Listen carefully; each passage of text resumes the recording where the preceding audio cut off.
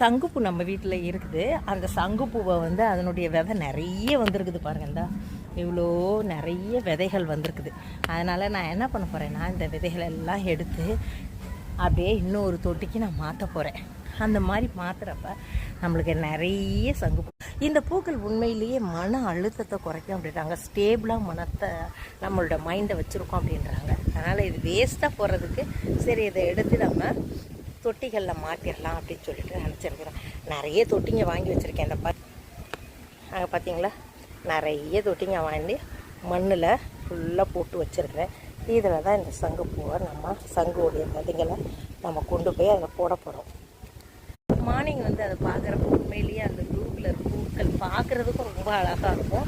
நம்மளுக்கும் அது அவ்வளோ ஒரு சந்தோஷத்தை கொடுக்குறதா இருக்கும். அதனால் நம்ம வந்து இதை ஒரு மார்னிங்கில் நமக்கு ஒரு எக்ஸசைஸாகவும் இருக்குது. காலையில் வந்துட்டு எக்ஸ்ட்ரா இருக்கிற அந்த தோட்டத்தில் நம்ம வேலை செய்கிறப்ப நம்ம மனசும் புத்துணர்ச்சியாக இருக்குது. அந்த பூக்களை பார்க்குறப்பும் புத்துணர்ச்சியாக இருக்குங்க.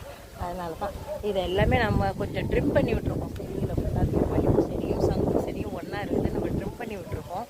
அதுலேருந்து தான் இப்போ நான் இவ்வளோ விதைகளை எடுத்துருக்கிறேன்.